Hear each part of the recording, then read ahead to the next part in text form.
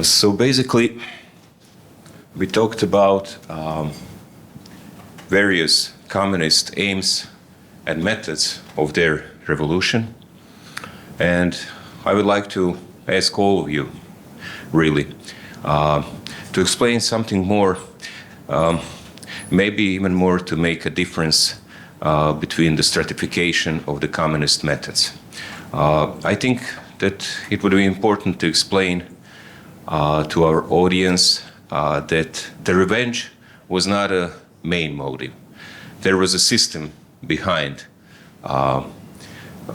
making a revolution victorious, and obviously the ultimate goal of communist revolution. So Dr. Harris explained a lot about that. So it seems that those OZNAS lists were the first stage of making communist revolution and making it a victorious one for the goal.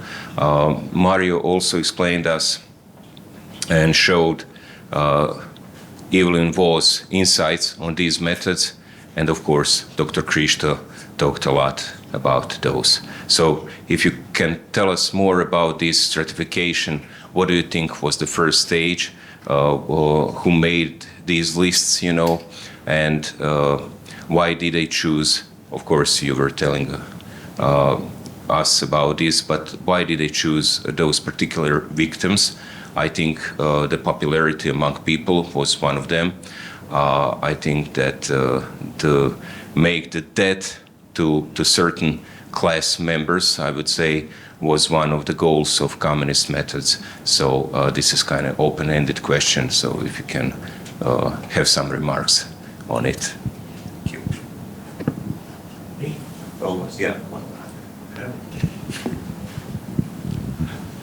Well, Hodovoi makes a very important point, and that is that the motivation for mass killings was not revenge.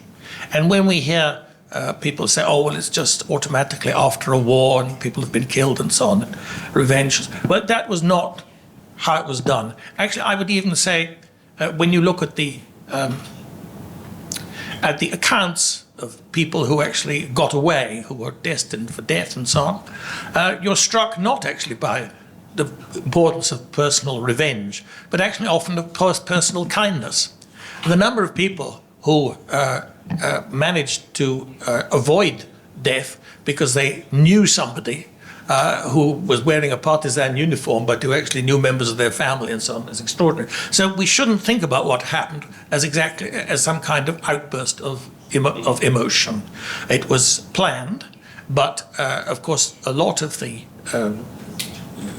extra killing was the result that is how these people behave. Let me just be frank, that is how these barbaric people from some areas behave when they are given the chance to do so. The other element I just would mention about this is it's very interesting to me that from a very early stage, officially this declaration in April 45, but from before that, the Communist Party was determined to confiscate property.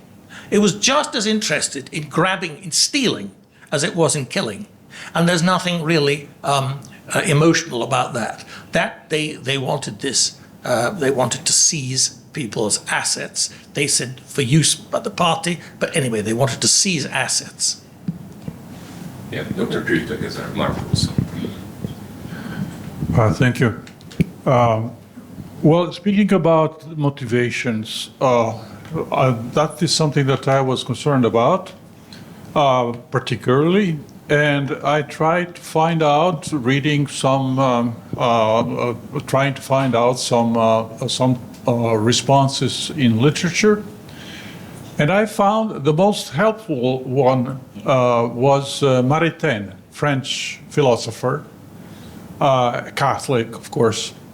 And he said that we can really talk about a form of religion, pseudo-religion, but a religious motivation.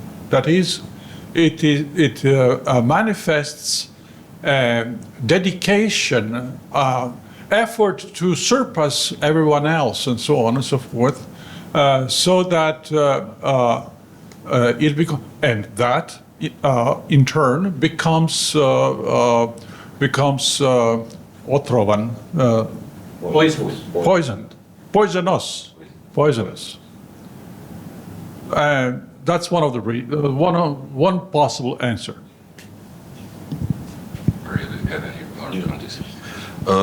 I agree that that was actually planned. And for communists, it became important to, remove all the obstacles that were standing in the way of establishing a monopoly in a society. At the end of the war, actually, there were not those, open enemies as important for them, but those who were actually not behaving that way.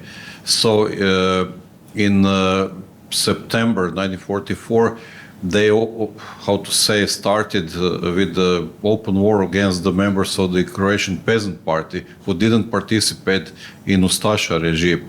And since they were observed as dangerous. Since they couldn't identify themselves as the enemies of the people or collaborators with the Nazis or Ustašas, so they were even more dangerous for communists. And some other people, for example, recently it was some documents were found confirming that, for example, one priest called Dragutin Jesih, who was nominated in 1994 as the righteous among nations by Yad Vashem, was actually killed by communists in late fall 1944. So he was the one who was rescuing Jews and Serbs and who had contacts with the partisans, but he never became a communist and was ready to criticize communist moves in that stage of the war. So they tried to convince him not to do that, and when they failed to convince him to remain silent or what else, he was simply executed. Not to be an obstacle to the establishment of their power in that part, actually at the outskirts of Zagreb. So that was a pre-planned cleansing of all of those who could become obstacles to the establishment of total communist power. Yeah, thank you so much.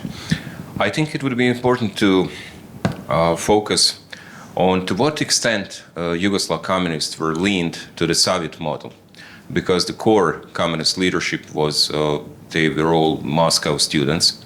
And what do you think, to what degree they followed the Soviet model, and to what degree the Soviets did learn and teach the Yugoslav communists upon their own methods?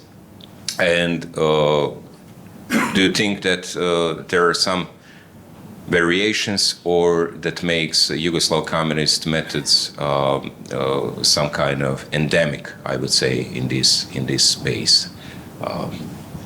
Mario, maybe you could lean on that, because the Soviet military mission was here also.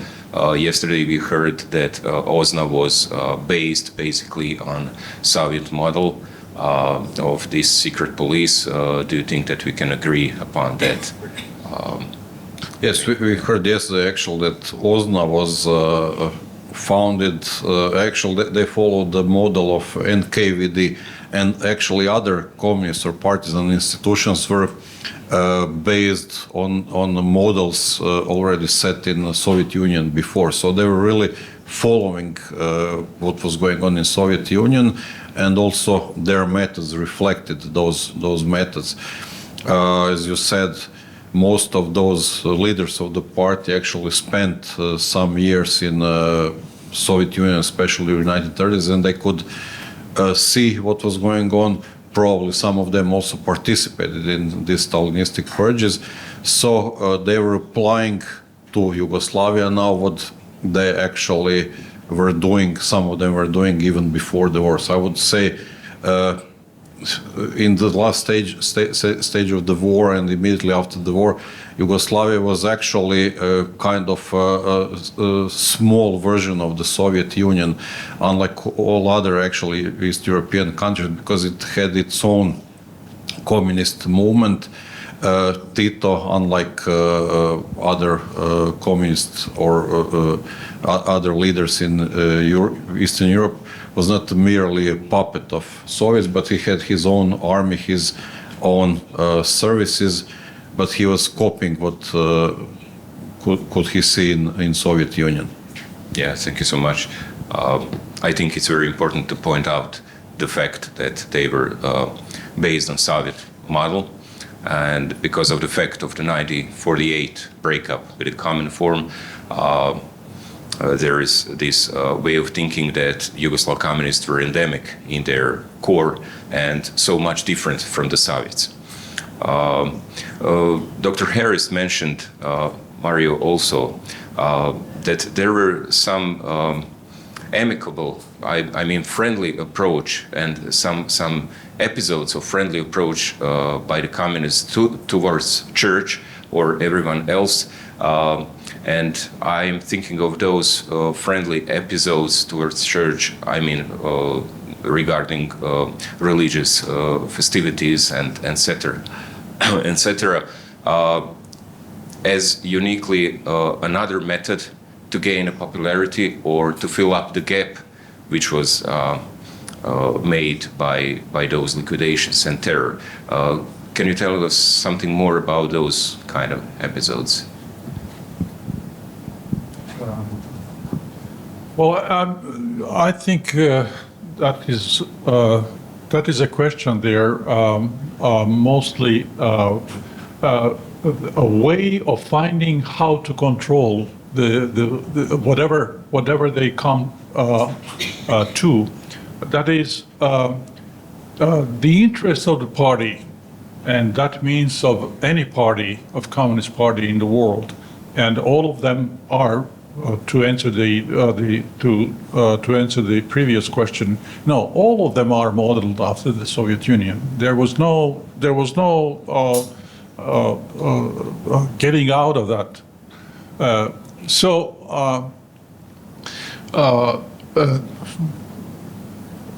Yeah, I forgot the point. Mario, maybe you could tell us something about those friendly episodes. Because I believe that Ritik was having a mass in Topusko, you know, Evelyn Waugh probably wrote something about it, but it was so short episode of partisans letting them having a mass gathering there. Yeah, communists tried to attract some priests, some members of the clergy, so-called people's priests, in order to spread their influence among Catholics in Croatia, to blur that image of the party as anti-clerical, anti-actually oriented against any religion. So in some places during the war, they allowed, masses to be celebrated, priests to do what they're usually doing, but that was more tactic than some consistent policy. At the same time, we have already in the early stages of the war killing of priests, burning of churches, condemning the religion as such. And I would say that more let's say, friendly moves towards church could be seen in the last stages of the war, as a result of that policy of Popular Front, showing that they are not only communists, that there are others in their ranks, and also, performing, actually trying to portray themselves as tolerant and those who could be accepted by all inhabitants. Croatia. So people like Ritik, who was, let's say, well-known guy in Zagreb before the Second World War, a parish priest of prestigious Church of St. Mark in Zagreb, who was also of very strong Yugoslav leaning. That's actually why probably he left Zagreb in 1941 and actually later joined partisans. So they used him to show that tolerant face of the movement.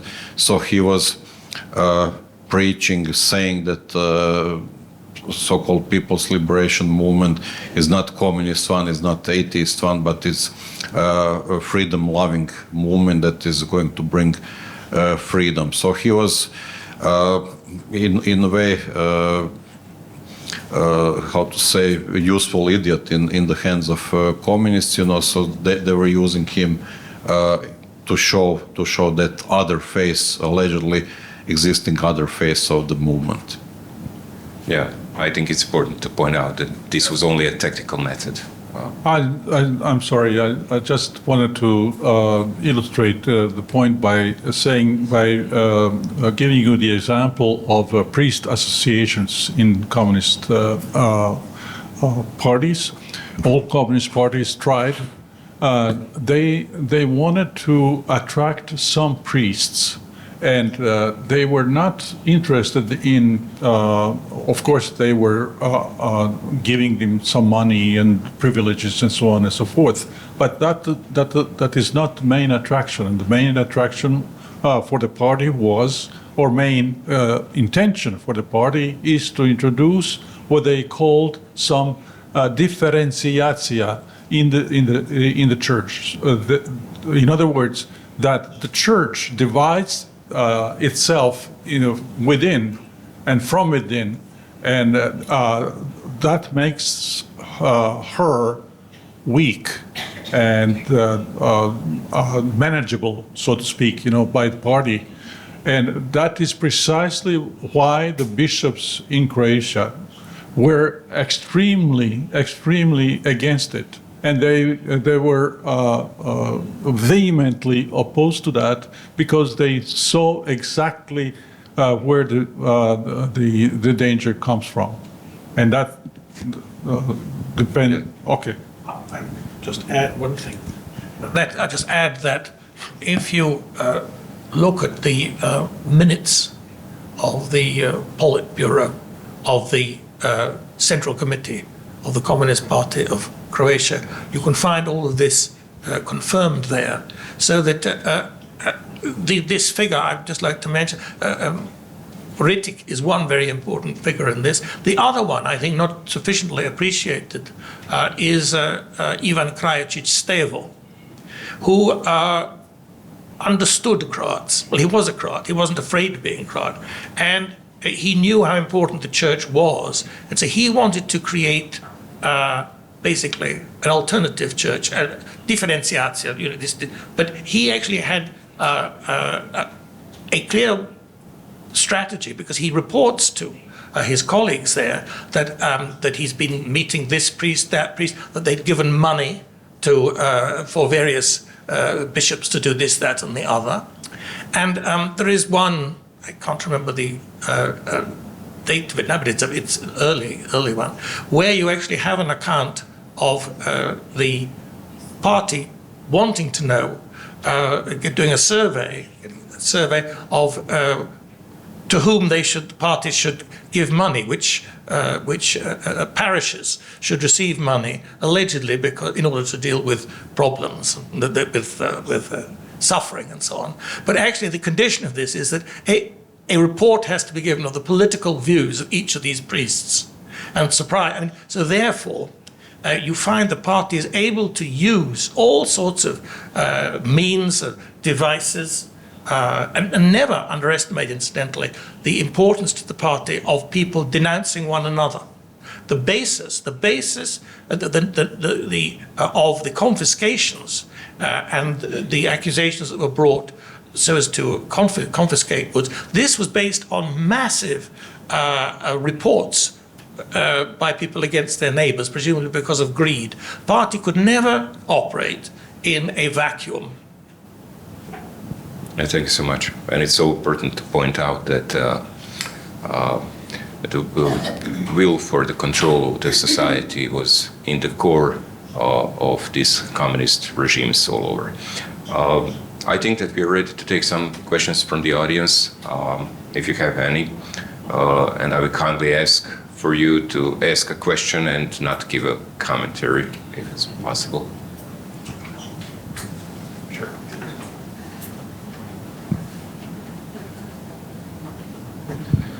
Radi. Hvala lijepo, ovo je bilo informativno.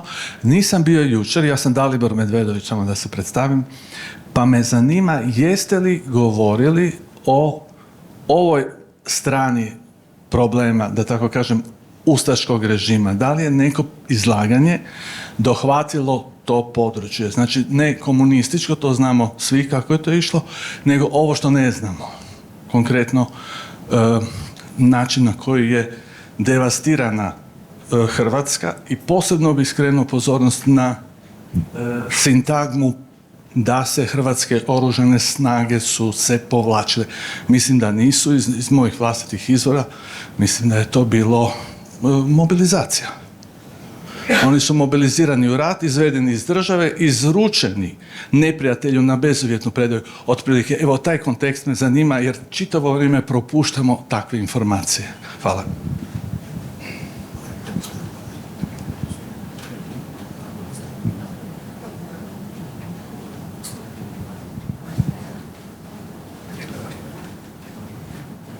Maybe we can take some more questions and then answer all of them. Do we have any? I suppose this is one.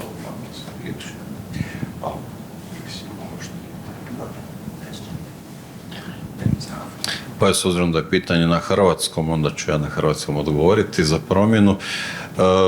Pa mislim da je o dakle, politici ustaškog režima Nezavisne države Hrvatske jako puno toga rečeno i napisano.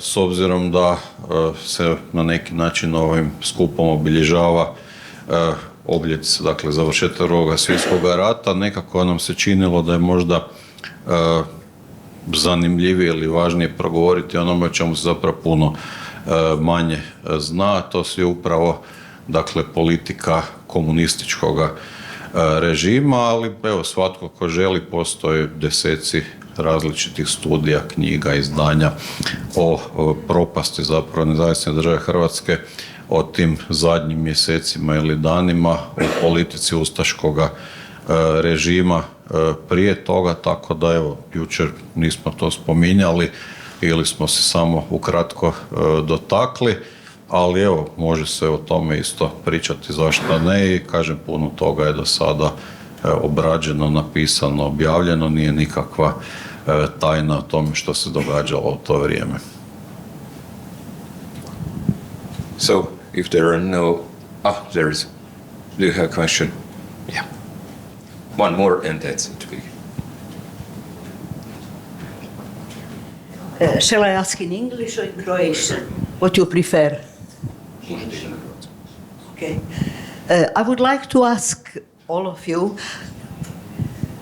and anyone that feels that can give the best answer, please.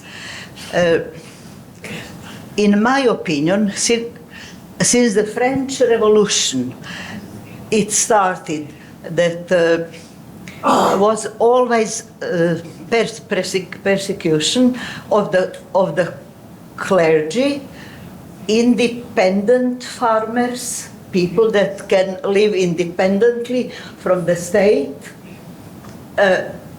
intelligent people that think differently. In my opinion, is the same pattern in the October Revolution and Yugoslavia. So I would think that all that was planned somewhere long time ago. Okay. Whoever can give me answer. Thank you.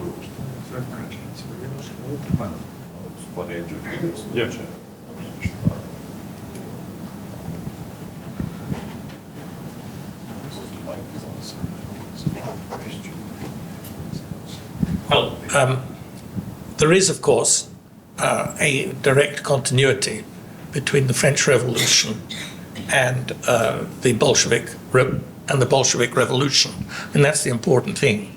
I don't think we need to search around for some sort of secret, hidden force. It's really the flow of ideas which runs right through, of course, to Marx, who's interested in 1848, which is the link with 1789, and Marxism, Leninism. Lenin then adds